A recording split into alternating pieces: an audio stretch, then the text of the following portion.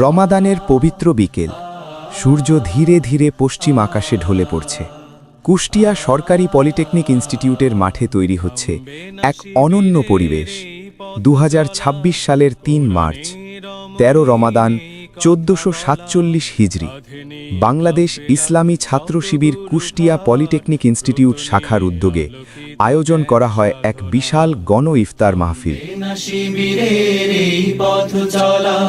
কোরআনের অমলিনে কথা বলা, কাঁধে নিয়ে কাফেলার যত গুরু ভার, ব্রত নিয়ে আলোকিত জ্ঞান সাধনা।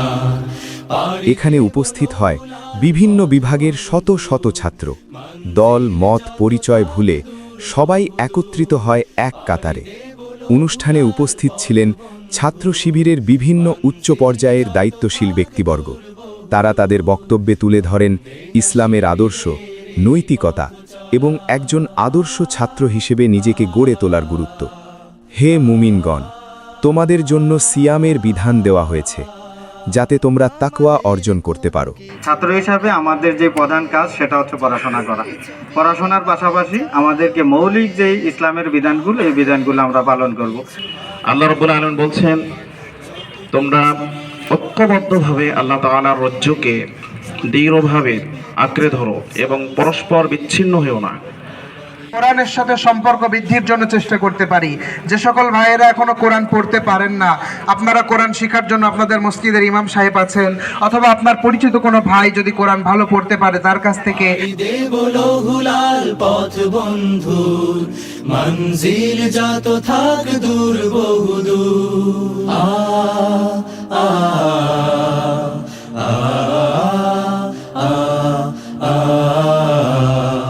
আমাদের স্বপ্ন তো একামাতে দিন, পৃথিবীতে ফোটানোই জাফরান ফুল, প্রতিকূল স্রোতে ভেসে বিরামবিহীন, ইতি টানা তাগুতের প্রবাহ তুমুল।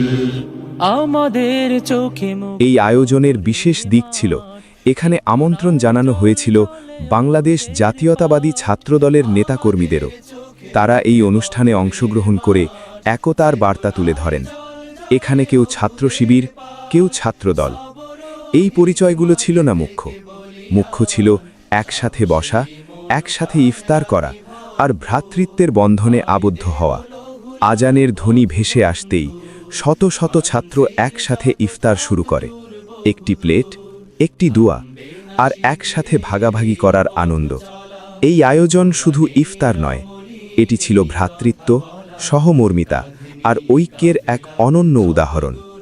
ভিন্ন মত থাকতে পারে, কিন্তু হৃদয়ের বন্ধন যদি এক হয়, তাহলেই তৈরি হয় এমন সুন্দর একটি সমাজ। রমাদানের এই বার্তা, ঐক্য, সংযম এবং মানবতার শিক্ষা ছড়িয়ে পড়ুক সবার মাঝে।